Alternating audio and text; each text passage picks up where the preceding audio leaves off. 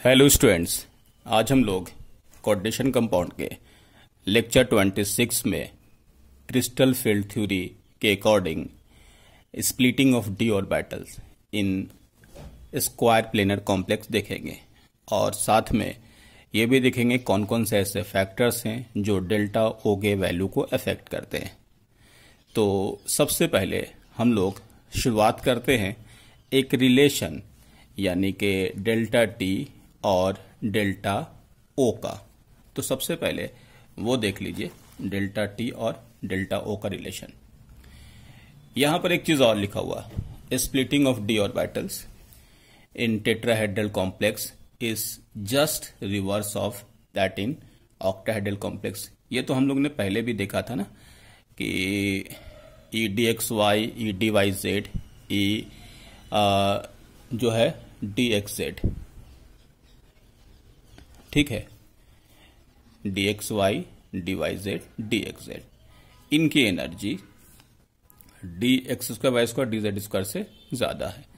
और जब हम लोग ऑक्टाहेड्रल में आते हैं तो वो रिवर्स होता है, इनकी एनर्जी से ज्यादा होता है ना। ये हम लोग ने पहले भी देखा हुआ था।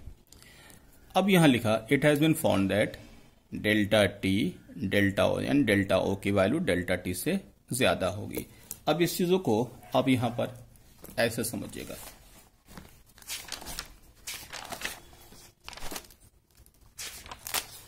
देखिएगा।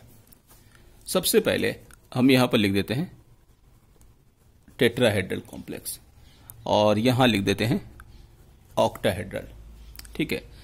टेट्राहेड्रल में लिगेंड 4 है और यहां पर लिगेंड 6 है। तो जैसे अगर ये नंबर के अकॉर्डिंग देखा जाए तो यहां पर नंबर कितना है, कम है, यहां पर ज्यादा है। तो जितना ज्यादा लिगेंड अप्रोच करेगा वहां पर रिपल्शन के अकॉर्डिंग यहां पे स्प्लिटिंग वैल्यू बढ़ जाएगी। तो अगर हम यहां पर देखें तो इसको हम लोग 2 और 3, तो अगर आपसे कहा जाए कि नंबर ऑफ लिगेंड ज्यादा होने की वजह से ऑक्टाहेड्रल जो है वो ऑक्टाहेड्रल के लिए कितना होगा, 2/3 टाइम्स ज्यादा हो जाएगा, ठीक है।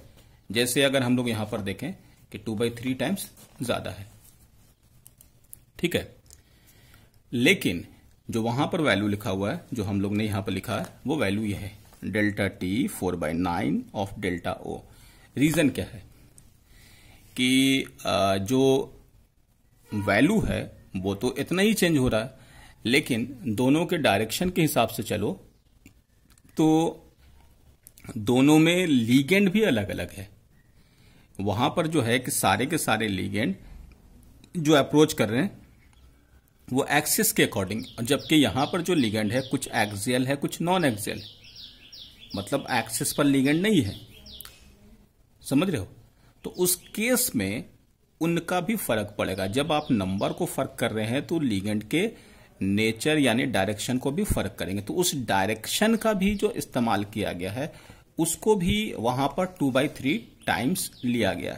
जैसे अगर हम लोग यहां पर एक बात करें कि जो उस लिगेंड में, तो हम लोग यहां पर पहला तो हम लोग नंबर कहेंगे और दूसरे में क्या है, डायरेक्शन। तो मतलब हम लोग यहां पर एक बात और लिख सकते हैं कि डायरेक्शन ऑफ द ऑर्बिटल्स यहां पर does not coincide with the direction of the ligands, ठीक है। ये टेट्राहेड्रल में this reduce the crystal field splitting by 2/3।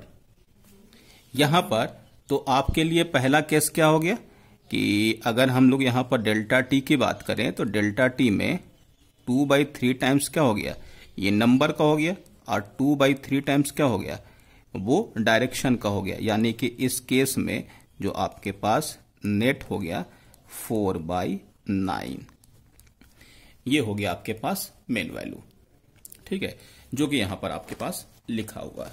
तो उसी को लेकर के हम लोग यहां पर बात कर रहे थे। अब यहां पर आइए नेक्स्ट में splitting of d orbitals in square planar complex. Square planar complex में यहां से देखिए शुरुआत करेंगे। नॉर्मली ये एवरेज एनर्जी वाला फॉर्म लिया गया है, ये T2G और EG है। तो ये वाले जो है D x square Y square D Z square है, ये d x Y D Y Z D x z है, ठीक है। इनके स्प्लिटिंग के बाद यहां पर वैल्यू है d Y Z, D x z, d Z square, D x Y और सबसे ऊपर है D x square Y square. सबसे पहले समझते हैं ये आया कैसे। देखिए यहां सबसे पहले हुआ क्या है ये समझिएगा कि इस वाले केस में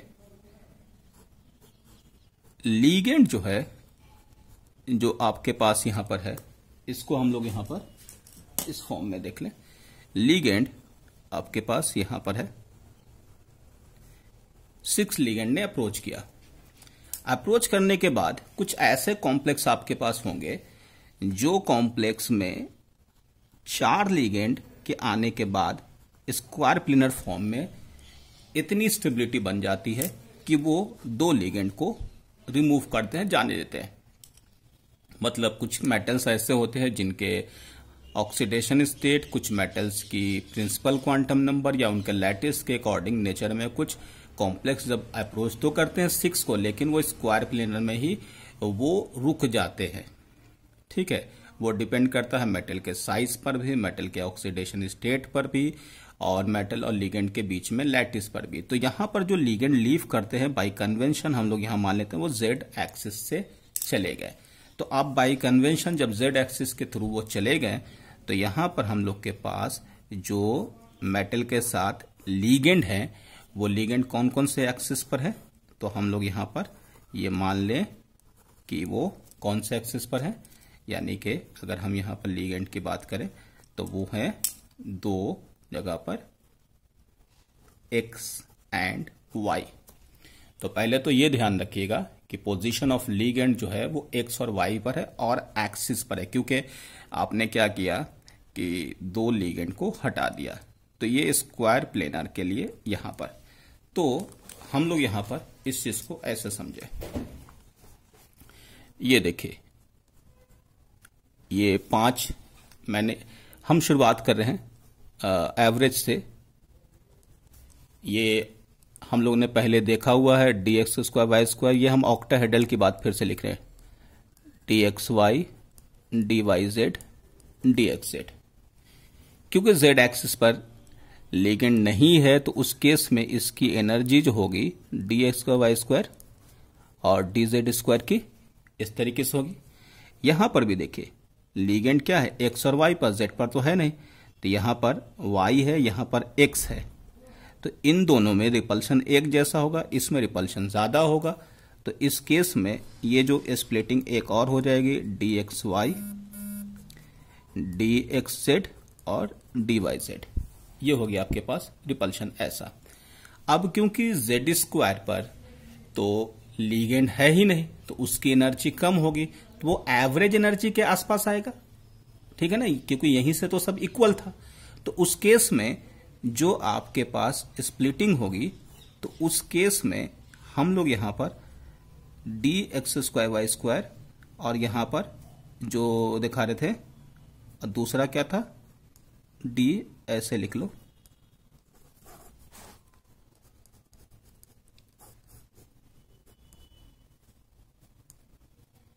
D x square Y square और D Z square, D x Y, D Y Z, D x Z. ठीक है, ये तो सबसे ऊपर होगा D x square Y square. हमने कहा ये एवरेज के आसपास होगा, यानी डी जेड स्क्वायर। इसकी एनर्जी बढ़ेगी डी एक्स वाई और ये ऐसा आ जाएगा डी एक्स जेड और डी वाई जेड। तो यहां आपके पास सबसे ऊपर ये, उसके बाद ये। यहां पर आपको फिर से बता दें कि यहां पर एक्स और वाई पर ही लिगेंड है, तो एक्स और वाई में भी अगर आप देखें ये एक्स और वाई है, D x square Y square, क्योंकि एक्स और वाई में आपने कहा एक्स और वाई की पोजीशन पर ही लिगेंड है, तो एक्स और वाई में क्योंकि ये एक्सिस पर ही है लिगेंड, तो यहां पर रिपल्शन इनके रिस्पेक्ट में ज्यादा होगा, इसलिए सबसे ऊपर ये है। तो सबसे ज्यादा एनर्जी ये, फिर ये, फिर ये, फिर इस तरीके से। इसी को यहां पर डायरेक्ट दिखाया गया। आप देखिए ईजी और T2G है, D x z d Y z को नीचे, डी जेड स्क्वायर ऊपर, फिर डी एक्स वाई, फिर डी एक्स वाई स्क्वायर, यानी कि स्क्वायर प्लेनर में अगर हम लोग यहाँ पर देखें तो सबसे पहले एनर्जी वाइज अगर हम लोग देखें e d square Y square सबसे ज़्यादा, इसके बाद ई डी एक्स वाई, इसके बाद ई डी जेड स्क्वायर, इसके बाद ई डी एक्स जेड और ई डी वाई जेड। ये है आपके पास energy, D square Y square, D x Y, D Z square, D x Z और डी वाई जेड। ये हो गया आपके पास वैल्यू। अब यहां पर एक और इंपॉर्टेंट चीज समझिएगा कि डेल्टा ओ जो है वो डेल्टा ओ यानी कि ऑक्टाहेड्रल के बाद जो है वो कौन सा बना है, ऑक्टाहेड्रल के बाद स्क्वायर प्लेनर। तो हम लोग यहां पर एक और चीज कर सकते हैं कि delta S P is about 1.3 times of delta O. फिर सुन लीजिएगा, delta S P is about 1.3 times of delta O, यानी कि स्प्लिटिंग सबसे ज्यादा डेल्टा एस पी में होगा, फिर उसके बाद डेल्टा ओ में, फिर उसके बाद डेल्टा टी में।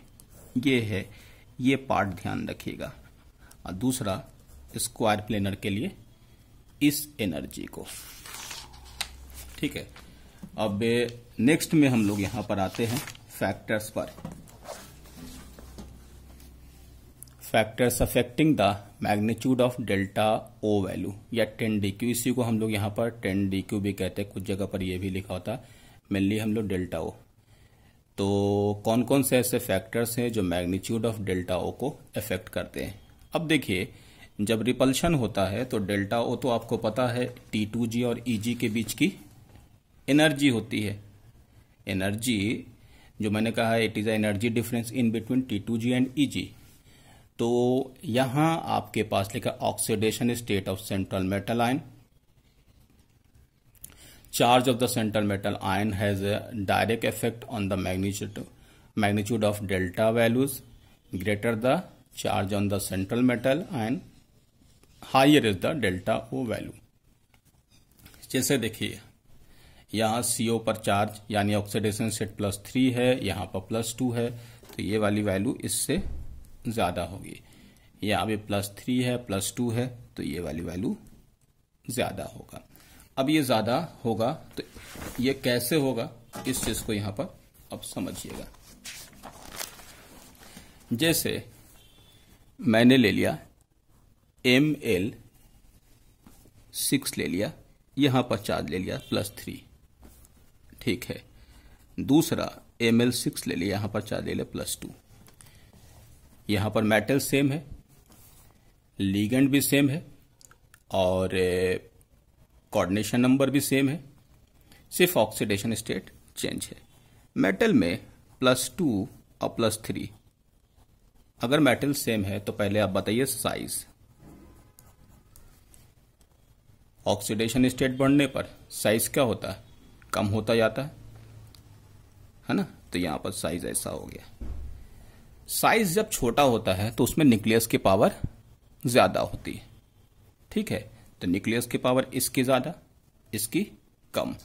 तो अब बताओ, जब M3 पॉजिटिव है, लिगेंड को खींचेगा तो ज्यादा ये खींच लेगा। तो मान लेते हैं कि इसने लिगेंड को इस तरीके से खींच लिया, M+2 इसने लिगेंड को इस तरीके से। दोनों की अट्रैक्शन में ये इलेक्ट्रॉन ये ले लेते हैं और ये इलेक्ट्रॉन ये ले लेते हैं। अब बताओ कि जब लिगेंड जो है मेटल के इलेक्ट्रॉन के जितना पास होगा, वहां पर रिपल्शन के हिसाब से बताओ ज्यादा रिपल्शन कहां होगा, यहां या यहां पर होगा। मैक्सिमम रिपल्शन यहां होगा ना। तो जब मैक्सिमम रिपल्शन यहां पर होगा तो ऑक्सीडेशन स्टेट जब बढ़ेगा किसी मेटल का, तो आप मान करके चलोगे कि ऑक्सीडेशन स्टेट बढ़ने से वो लिगेंड को अपने तरफ ज्यादा खींचेगा। जब लिगेंड को ज्यादा खींचेगा तो लिगेंड के इलेक्ट्रॉन और मेटल के इलेक्ट्रॉन के बीच में इंटरैक्शन जो है वो ज्यादा होगा। तो उस केस में जब इंटरैक्शन ज्यादा होगा तो उस केस में रिपल्शन बढ़ेगा, तो डेल्टा ओ की वैल्यू बढ़ जाएगी। जैसे जैसे चार्ज कम होगा तो इसकी पावर यहाँ पर कम होगी। जब ये पावर कम होगा तो अट्रैक्शन कम होगा, तो इसके बीच में जो इलेक्ट्रॉन है, लिगेंड के इलेक्ट्रॉन और मेटल के इलेक्ट्रॉन के बीच में रिपल्शन भी क्या होगा, वो कम होगा। तो हम लोग के पास एक स्टेटमेंट है कि जब किसी कॉम्प्लेक्स में सेंट्रल मेटल आयन पर ऑक्सीडेशन स्टेट बढ़ेगा तो डेल्टा ओ की वैल्यू बढ़ेगी, मीन्स रिपल्शन बढ़ेगा। तो रिपल्शन के बढ़ने का मतलब यहाँ पर ऑक्सीडेशन स्टेट है, इसलिए मैंने यहाँ पर आपको इस एग्जांपल में दिखाया है कि यहाँ पर कोबाल्ट +3, कोबाल्ट +2, यहाँ पर 3, यहाँ पर 2, तो देखिए ऑक्सीडेशन स्टेट ज्यादा है, तो यहाँ आपके पास ऑक्सीडेशन से ज्यादा से डेल्टा की वैल्यू। अच्छा, यहाँ पर लीगेंड का भी इफेक्ट पड़ेगा, तो हम लोग आगे वाले एग्जांपल में देखेंगे। यहाँ देखिए, यहाँ पर लीगेंड सेम लिया, कोऑर्डिनेशन नंबर भी सेम लिया। देखिए यहाँ पर भी ligand same, coordination number same. Next में है principal quantum number of d orbitals. अब जैसे generally the crystal field splitting is the greatest for the complex containing 5d electrons and the least for the complex containing 3d electron. ये बड़ा important है कि D orbitals के बढ़ने से यहां पर स्प्लिटिंग की वैल्यू बढ़ जाती है। जैसे कोई मेटल ले लो, मैंने ले लिया Ml6 कॉम्प्लेक्स, दूसरा कॉम्प्लेक्स भी ले लिया Ml6, तीसरा M', ऑक्सीडेशन स्टेट इस पर सेम ले लिया, मैंने ले लिया +3। यहां पर लिगेंड सेम है, लेकिन ये वाले जो हैं वो 3d के हैं, ये 4d के मेटल हैं और ये 5d के मेटल हैं। 3d 4d 5d। तो 3d 4d और 5d सीरीज ट्रांजिशन में जैसे आप नीचे आते हो, नीचे आने पर क्या होगा, इफेक्टिव न्यूक्लियर चार्ज बढ़ता है। इफेक्टिव न्यूक्लियर चार्ज का बढ़ने का मतलब क्या है, न्यूक्लियस की पावर बढ़ेगी। जब न्यूक्लियस की पावर बढ़ेगी तो जैसे मैंने अभी ऑक्सीडेशन स्टेट में है कि वो लिगेंड के इलेक्ट्रॉन को ज्यादा खींचेगा। जब ज्यादा खींचेगा तो क्या होगा, रिपल्शन बढ़ेगा। तो रिपल्शन बढ़ेगा तो ऑटोमेटिक डेल्टा ओ की वैल्यू बढ़ जाएगी। तो हम लोग यहाँ पर कह सकते हैं कि न्यूक्लियस के पावर के बढ़ने से यहाँ आपके पास रिपल्शन बढ़ेगा। यहाँ पर सबसे खास बात बता दें कि 3d से 4d में सिर्फ यहाँ पर आने पर डेल्टा ओ की वैल्यू लगभग 40 से 50% बढ़ जाता है, यानी इतना फर्क पड़ता है। और 4d से 5d में जाओगे तो 20 से 30%। इसका क्या इफेक्ट होगा वो आपको हम इलेक्ट्रॉन के पेयरिंग के टाइम दिखाएंगे। तो आप सोच सकते हैं कि डेल्टा ओ की वैल्यू 3d से 4d में इतना बढ़ जाता है। तो उस केस में यहां हम लोग के पास इस वाले में एग्जाम्पल देख सकते हो कि जैसे मैंने यहां लिया, ये है कोबाल्ट, रोडियम और इरिडियम।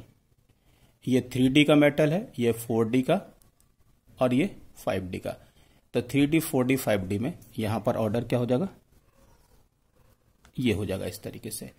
यानी कि जब कोई मेटल जो होगा जिसकी आपके पास जो ऑर्बिटल्स है, उस ऑर्बिटल में 3d से 4d का है और 4d और 5d का, तो 5d के स्प्लिटिंग वैल्यू ज्यादा होगी, 4d कम, 3d की सबसे कम। ठीक है, आज हम लोग इतना ही देखेंगे। फिर आगे के लेक्चर में हम आपको नेक्स्ट क्लास में जो है नेचर ऑफ लिगेंड पर बात करेंगे। ठीक है, ओके, थैंक यू।